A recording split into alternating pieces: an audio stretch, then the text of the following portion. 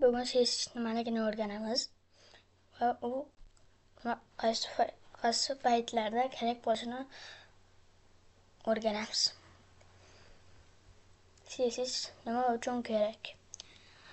HTML u skelet qismi, saytimizning skelet qismi.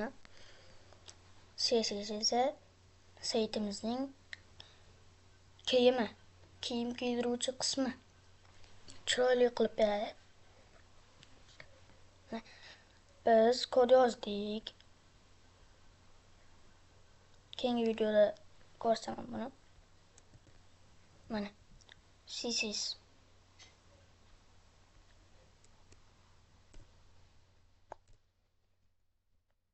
Hop.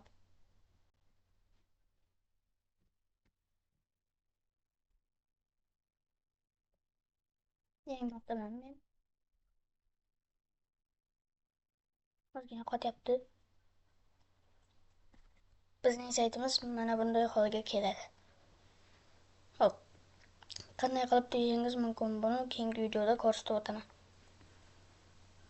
Aytgancha bizda A tagi bor, A. Uni ham keyingi videoda ko'rsatmasligim mumkin. Hop.